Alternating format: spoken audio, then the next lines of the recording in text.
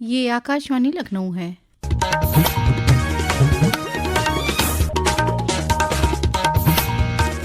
अब आप शाइस्ता बानो से इलाकाई खबरें सुनिए। वज़ीर-ए-आला योगी आदित्यनाथ ने आज भातखंडे सकाफती यूनिवर्सिटी की 7 साला तकरीब का इफ्तिताह किया।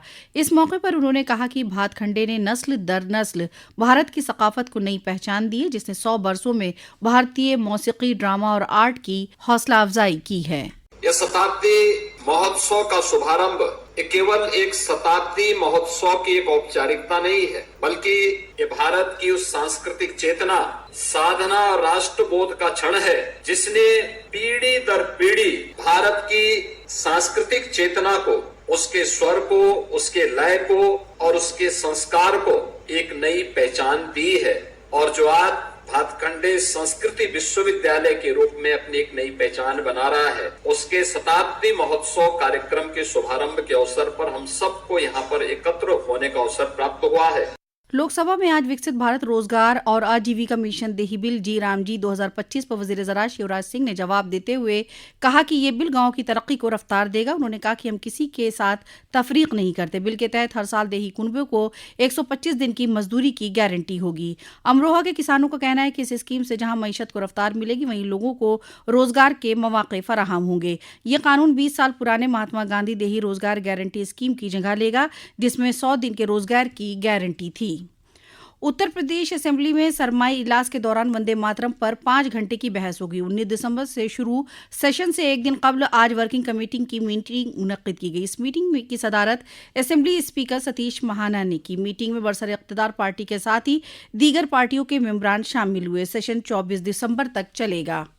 वजीर आजम नरेंद्र मोदी 25 दिसंबर को लखनऊ में डॉक्टर श्यामा प्रसाद मुखर्जी, पंडित दीनदयाल उपाध्याय और साबिक वजीर आजम अटल बिहारी वाजपेयी की वक्फ राष्ट्र प्रेरणा स्थल का मानवन करेंगे। वजीर आजम की आमद और जलसे की जगह पर चल रही तैयारियों का जायजा लेने के लिए कल वजीर आला योगी आदित्यनाथ प्रेरणा स्थल पर पहुंचे। वजीर आला ने अफसरान को हिदायत देते हुए कहा कि इनेकाद को शानदार बनाने में किसी तरह की कमी न होने पाए। भारतीय रेल ने साबिक वजीर आजम अटल बिहारी वाजपेयी की जाए पैदाइश बटेश्वर हाल्ट स्टेशन को क्रॉसिंग स्टेशन का दर्जा दे दिया। रेल वजारत ने आगरा डिवीजन के बटेश्वर हाल को डी जुमरे के हॉल्ट स्टेशन से बी जुमरे की क्रॉसिंग स्टेशन बदलने की तजवीज़ को मंजूरी दे दी है। रियासती हुकूमत ने रियासत के साबिक डीजीपी प्रशांत कुमार को Uttar Pradesh education service selection commission का नया चेयरमैन मुकर्रर किया। नए चेयरमैन की तकर्री से असातिज़ा भर्ती के अमल को नई रफ्तार मिलने की उम्मीद है।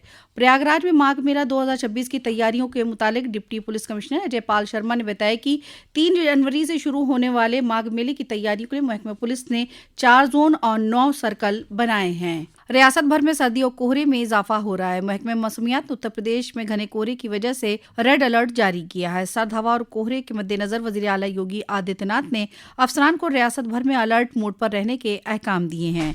पेश है एक रिपोर्ट।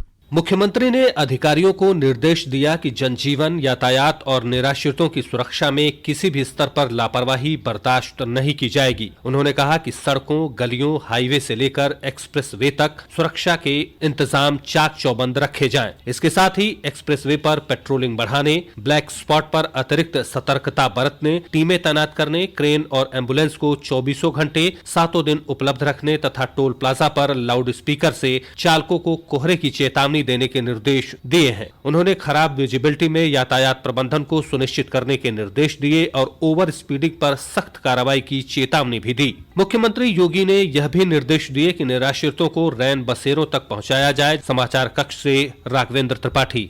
इसी के साथ आकाशवाणी लखनऊ से इलाकाई खबरें खत्म हुई। अगला बुलेटिन दोपहर 2 बजे FM पर नश्र किया जाएगा।